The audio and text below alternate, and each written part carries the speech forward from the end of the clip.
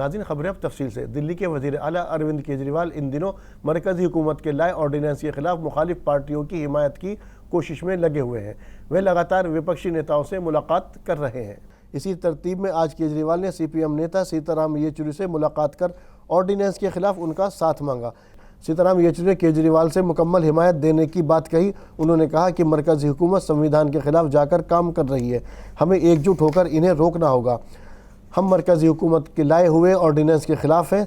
सबसे बड़ी मुखालिफ पार्टी कांग्रेस से हम अपील करते हैं कि वह संविधान बचाने के लिए आगे आए। ये अध्यादेश आया है और ये अध्यादेश अब बाद में मॉनसून सेशन में संसद में आएगा।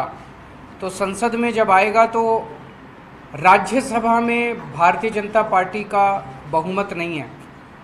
238 सदस्य हैं जिसमें 93 केवल बीजेपी के हैं। तो अगर सारी नॉन बीजेपी पार्टीज़ एक साथ आ जाएं तो इस अध्यादेश को गिराया जा सकता है। तो इसीलिए आप लोग देख रहे हैं कि मैं एक पार्टी अध्यक्ष से जाके मिल रहा हूं और उनकी हम सपोर्ट मांग रहे हैं कि जब ये संसद में बिल आए तो वो दिल्ली के लोगों के साथ खड़े हों, दिल्ली के लोगों को न्याय दिलाएं। दिल्ली के लोगों के साथ बहुत बड़ा नुकसान हुआ है, दिल्ली के लोगों का बहुत बड़ा धोखा हुआ है दिल्ली के लोगों के साथ। तो इसी सिलसिले में मैं ममता बनर्जी से मैडम से मिलने गया था, उन्होंने सपोर्ट जाहिर किया। ठाकरे साहब से मिलने गया था, उन्होंने सपोर्ट जाहिर किया। NCP से मिलने गया था, उन्होंने सपोर्ट जाहिर किया। KCR साहब से मिलने गया था, उन्होंने सपोर्ट जाहिर किया। उसी सिलसिले में आज मैं सीताराम येचुरी जी से, उनकी टीम से और CPM पार्टी से सपोर्ट मांगने के लिए आया कि इस राज्यसभा में आप हमें सपोर्ट कीजिए। और मैं तहे दिल से शुक्रिया अदा करता हूँ सर कि आपने आप अपनी तरफ से और पार्टी की तरफ से दिल्ली के लोगों के साथ खड़े होने का आपने निर्णय लिया, हमें सपोर्ट दिया। और आज आपके दफ्तर में जब हम आए, आपने इतना मान सम्मान दिया। We are very grateful to you.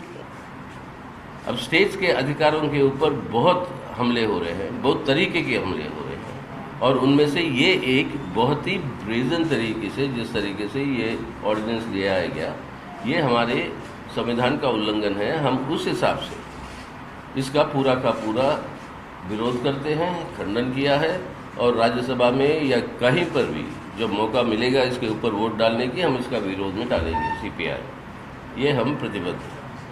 हमारी अपील है बाकी सब पार्टियों से, यहाँ पे सवाल पॉलिटिकल पार्टियों के बीच में नहीं है। ये CPM या आप या कांग्रेस या RJD, मतलब सवाल वो नहीं है। सवाल ये है कि देश का संवैधानिक व्यवस्था, उसके ऊपर जो हमले हो रहे हैं उससे डटकर मुकाबला अगर नहीं करेंगे तो एक तानाशाही व्यवस्था ही नहीं, लेकिन हमारे देश के अंदर उससे भी बुरा एक फांसीवादी रुझान के साथ ये देश को चलाने की जो कोशिश है वो खतरा सामने आएगा। तो इसलिए हमारी अपील सबसे है और ख़ास तौर से उन पार्टियों में जिन्होंने अभी तक इसका खंडन नहीं किया, उन पार्टियों से है कि आप समझ लीजिए आज दिल्ली सरकार के साथ हो सकती है, कल को हो सकता है केरल की सरकार हो जहाँ पर हमारी सरकार है, अब राजस्थान या बाकी जगह पर जहाँ पे कांग्रेस की सरकार है, हिमाचल प्रदेश, या आपके रीजनल पार्टीज़ की सरकारें जो है उड़ीसा में, आंध्रा में और तेलंगाना में या तमिलनाडु में, इन सब के लिए ये एक खतरा है कि जो भी विपक्षी पार्टी का सरकार है उसको डिस्टेबलाइज करने के लिए किसी भी हद तक जा सकती है ये मोदी सरकार। दिल्ली शराब घोटाले के मामले में जेल में बंद आम आदमी पार्टी के नेता मनीष सिसोदिया को कोर्ट ने बड़ा झटका दिया है। दिल्ली हाई कोर्ट ने सिसोदिया की जमानत याचिका खारिज करते हुए सबूतों पर चिंता जाहिर की है। अदालत ने कहा है कि मनीष सिसोदिया का इस मामले में व्यवहार ठीक नहीं है, वे सबूतों को प्रभावित कर सकते हैं। बता दें कि अब पूर्व उप मुख्यमंत्री मनीष सिसोदिया दिल्ली हाई कोर्ट के इस फैसले के खिलाफ सुप्रीम कोर्ट का रुख करेंगे। कंबोडिया के राजा नोरोडोम सिहामोनी हिंदुस्तान के अपने पहले सियासी सफर पर आए हुए हैं। आज सुबह सदर जमहूरिया द्रौपदी मुर्मू और वजीर आजम नरेंद्र मोदी ने राजा सिहामोनी से मुलाकात की। इस दौरान कंबोडिया के राजा को राष्ट्रपति भवन में गार्ड ऑफ ऑनर पेश किया गया। वहीं इस मौके पर उन्होंने वजीरों से मुलाकात करने के बाद कंबोडिया के राजा नोरोडोम सिहामोनी ने राजघाट पर महात्मा गांधी की यादगार पर फूल चढ़ाए। राजा सिहामोनी 3 दिन तक हिंदुस्तान में रहेंगे। वजारत ने बयान जारी करके कहा है कि सियासी सफ़र हिंदुस्तान और कंबोडिया के बीच 1952 में कायम सिफारती ताल्लुकातों की 70वीं सालगिरह के जश्न के इख्तिताम के मौके पर आए हैं। कंबोडिया के किसी राजा का हिंदुस्तान का सफ़र लगभग 6 दशकों के बाद हो रहा है। इससे पहले मौजूदा सम्राट के वालिद 1963 में यहाँ आए थे। राजस्थान कांग्रेस में लंबे समय से चल रही गुटबाजी पर एक बार फिर आला कमान ने विराम लगाने की कोशिश की है। बीते पीर को वजीर आला अशोक गहलोत और साबिक वजीर आला सचिन पायलट को दिल्ली बुलाया गया। यहाँ दोनों नेताओं से बंद कमरे में बातचीत की गई। 4 घंटे लंबी चली इस बातचीत में पार्टी सदर मल्लिकार्जुन खड़गे के साथ साबिक सदर राहुल गांधी और केसी वेणुगोपाल भी शामिल थे। बैठक में आलाकमान दोनों नेताओं के बीच सुलह कराने में सफल रहा। अब दोनों नेता आने वाले विधानसभा चुनाव एकजुट होकर लड़ने पर सहमत हो गए हैं। पार्टी के जनरल सेक्रेटरी केसी वेणुगोपाल ने यह भी कहा कि गहलोत और पायलट पार्टी की तजवीज़ पर राज़ी हो गए हैं। हालांकि उन्होंने इस बारे में कोई ब्यौरा नहीं दिया कि आखिर मुआहदा किस बात पर हुआ है। बैठक के बाद जब गहलोत और पायलट बाहर आए तो वे चुप थे, लेकिन उनके चेहरों पर मुस्कान थी। उन्होंने न कोई बयान दिया न कोई इशारा किया। In view of the upcoming Rajasthan Assembly election, Congress President and Rahul Gandhi ji had a detailed 4-hour-long discussion with Ashok Gehlot ji and Sachin Pilot ji and in charge of. In this discussion, we have decided to fight election unitedly. Both of are in agreement that Congress party has to go together, and definitely we will win election in Rajasthan, because Rajasthan is very clear that Rajasthan is going to be a strong state for Congress party. We are going to win. That was both the leaders, Ashok ji and Sachin ji, unitedly and unanimously agreed with the proposal of these things. This is what I want to tell. दोनों high command से चौथ दिया। राजस्थान के वजीर आला अशोक गहलोत ने सचिन पायलट को लेकर पूछे गए सवाल पर कहा कि अगर वो पार्टी में है तो मिलकर काम क्यों नहीं करते हैं। मेरे लिए ओहदा अहम नहीं है। मैं 3 बार वजीर आला रह चुका हूं। हाईकमान के साथ मिलने के बाद कोई ताउन क्यों नहीं करेगा। गहलोत ने आगे क्या कुछ कहा, आइए सुनते हैं। क्यों नहीं करेंगे? अगर पार्टी में वो हैं और पार्टी में अगर हैं तो फिर क्यों नहीं करेंगे? क्या रोल होगा सर उनके लिए? ये रोल की भूमिका हमारी नहीं होती है। रोल की भूमिका हाईकमान की होती है। कौन क्या रोल है? हाईकमान कहता सर तुम्हें आप सरकार में शामिल करने को तैयार? मैं तो ये मानता हूँ कि मैं खुद कई बार कह चुका हूँ कि मेरे लिए जो है अब पद मायने नहीं रखते हैं। मेरे लिए मायने रखता है जिंदगी में। मैं 3 बार मुख्यमंत्री बना हूँ। मैं अब आप लोग समझ नहीं पा रहे हैं या मैं समझा नहीं पा रहा हूँ। 3 बार मुख्यमंत्री बनना बहुत रेयर होता है। 3 बार मुख्यमंत्री बनना मायने रखता है, ठीक है। और 3 बार जो है केंद्रीय मंत्री बनना ही मायने रखता है। तो मुझे सब कुछ पार्टी ने दिया है। सोनिया जी ने और राहुल जी ने मुझे विश्वास किया। प्रियंका जी का भी योगदान था। जब मुझे तो चांस दिए हैं काम करने के, तो आज मेरी ड्यूटी बनती है कि मैं वो काम करूं जो हाईकमान चाहे। वे किस प्रकार से हम जीत के आए हैं उसके अंदर मैं मेरी भूमिका रखूं इम्पोर्टेंट, वो मैं रख रहा हूं। और जो मुझसे हो सकता था, मैंने 5 साल के अंदर गवर्नेंस देने में, योजना बनाने में मैंने कमी नहीं रखी है। राजस्थान पूरा प्रदेश जानता है। अब चाहे मोदी जी आओ और चाहे अमित शाह जी आओ, मेरा दावा है जनता सच्चाई समझ जाएगी कि भाई काम किसने किया।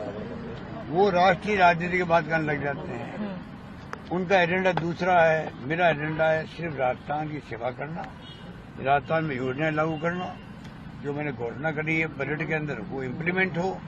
ये मेरा एजेंडा है कि किस प्रकार मैं वहाँ विकास, चौमुखी विकास हो, सिंचाई हो, चाहे किसानों की समस्याएं हो, चाहे वो युवाओं का हो, चाहे किसी वर्ग का, मजदूर का हो, SC, ST, OBC या माइनॉरिटी के हो, किससे हो मुद्दे हो, मैं सबको कैसे निपटाऊं वो मैं लगा हुआ हूँ। मुझे लगता है इस बार मैं सफल हुआ हूँ और जनता इस बार मुझे लगता है कि इस बार सरकार रिपीट कर सकती है। वैसे तो माई बाप जनता ही है, वो फैसला करेगी, वो मंजूर होगा। मुझे एहसास होता है जब मैं जाता हूँ दौरे में और जो लोग मुझसे मिलते हैं, जिस प्रकार से युवा मिलते हैं, महिलाएं सब मिलते हैं, अति उत्साह उन लोगों के अंदर है।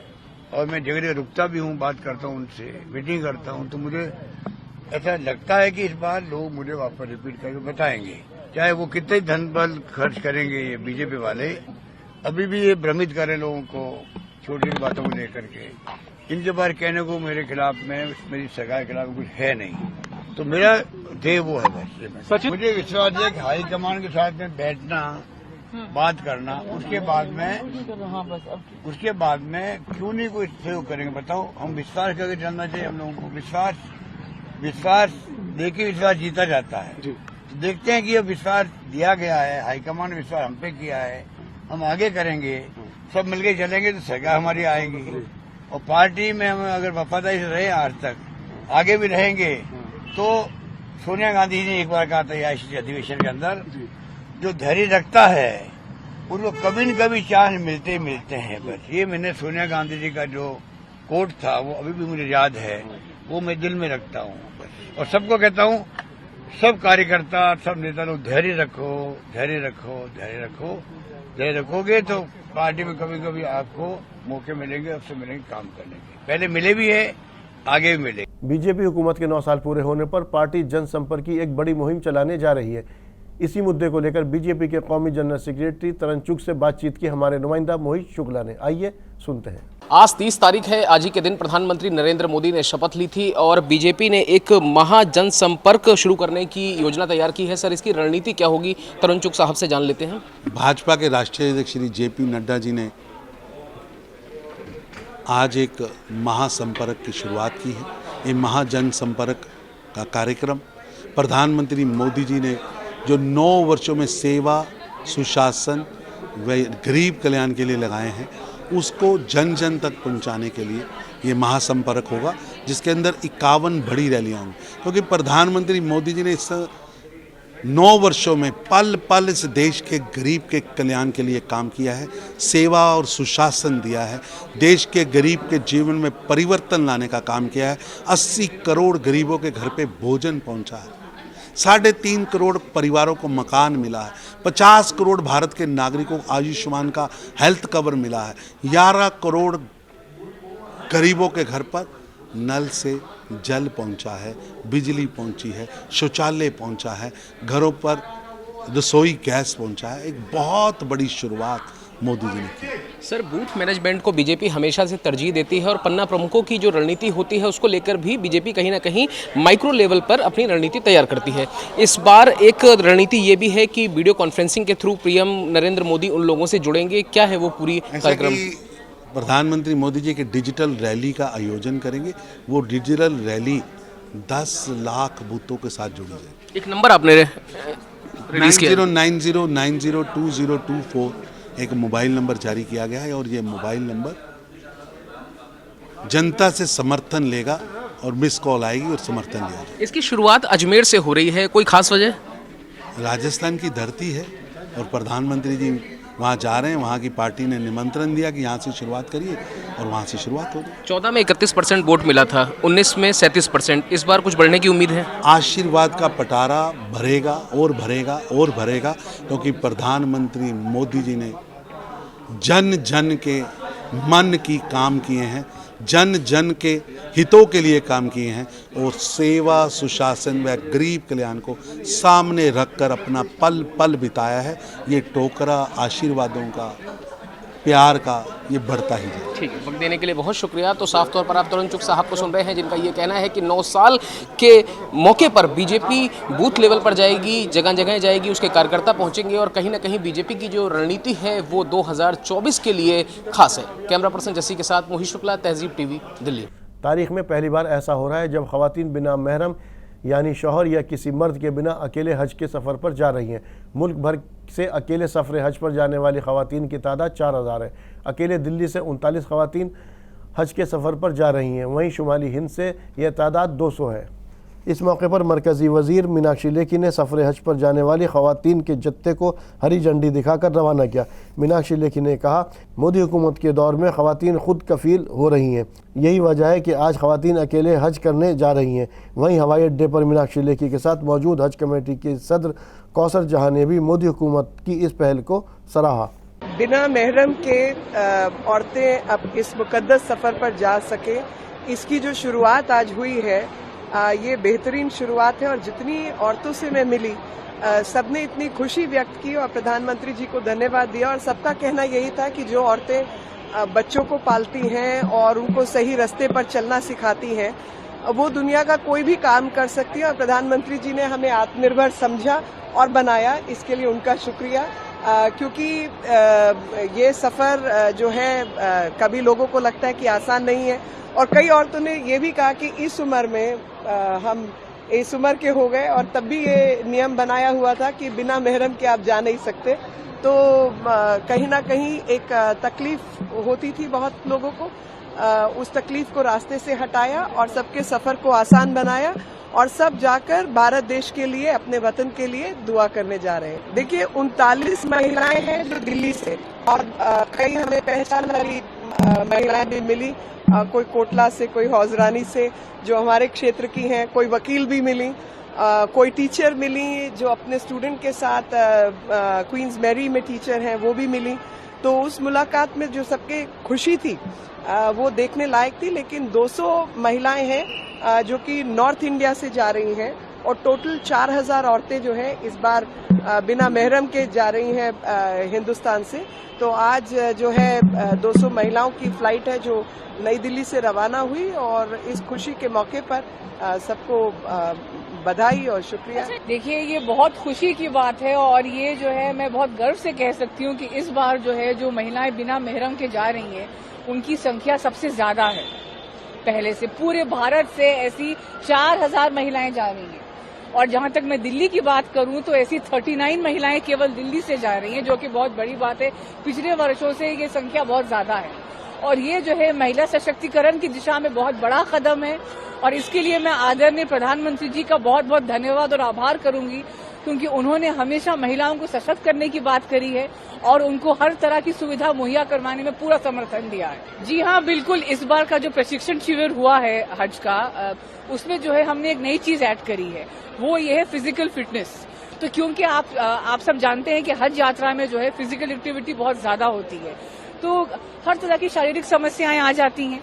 तो इन समस्याओं का समाधान निकालने के लिए, इनको अवॉइड करने के लिए हमने इस बार अपने हज यात्रियों को, अपने आज़मीन हज को हमने फिजिकल फिटनेस का एक सेशन ऐड किया ट्रेनिंग में। उसमें हमने उनको आधे घंटे का एक सेशन ऐड किया गया है और इसमें कि हमने उनको कुछ एक्सरसाइजेस बताई हैं, कुछ वर्जिशें बताई हैं, जिससे कि वो फिट रह सके। क्योंकि व्यक्ति अगर मेंटली और फिजिकली फिट रहे तभी तो वो कुछ काम ढंग से कर पाएगा। देखिए इसके लिए जो है हमने जो हमारे खादिमुल उज्जाज हैं, और इसके लिए जो है सरकार ने इस बार जो है IPS ऑफिसर्स और सुरक्षाकर्मी गए हैं काफी नंबर्स में। तो ये तो और अच्छी बात है। ये तो मतलब माइक्रो मैनेजमेंट का हो गया वो हो गया ना, कि मतलब आगे और अच्छे से मैनेज हो सके और बढ़िया से हो सके कोऑर्डिनेशन। देखिए ये जो है मैं फिर बोलूंगी, ये महिला सशक्तिकरण का बहुत बड़ा उदाहरण है। मीनाक्षी लेखी जी जो आज केंद्रीय मंत्री हैं, वो खुद स्वयं एक महिला है, वो आ रही हैं इस फ्लाइट को फ्लैग ऑफ करने के लिए। दिल्ली हज कमेटी की अध्यक्ष मैं हूं, मैं खुद एक महिला हूं, और इसके लिए मैं केंद्र सरकार का और आदरणीय मोदी जी का बहुत बहुत धन्यवाद और आभार करूंगी। उनकी प्रधानमंत्री जी की ही विचारधारा से है आज हमें ये दिन देखने को मिल रहा है। दिल्ली की शाहबाद डेयरी कत्लेआम के मामले में मुतासरा के घर वालों से मिलने के बाद DCW चीफ स्वाति मालीवाल ने बयान दिया है। स्वाति ने कहा कि लड़की का परिवार बहुत बुरी हालत में है, वहाँ पर इतने लोग थे कि किसी ने भी उसकी मदद नहीं की। इनकी और मेरी यही मांग है कि कातिल को 6 महीने के अंदर फांसी की सज़ा होनी चाहिए।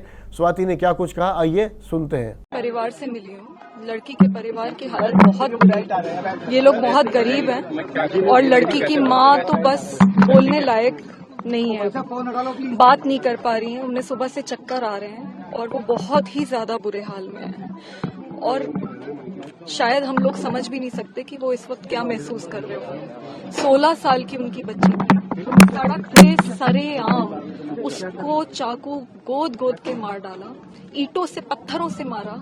और वहाँ पे इतने सारे लोग थे, पुरुष थे, महिलाएं थी, और किसी ने लड़की की मदद नहीं करी।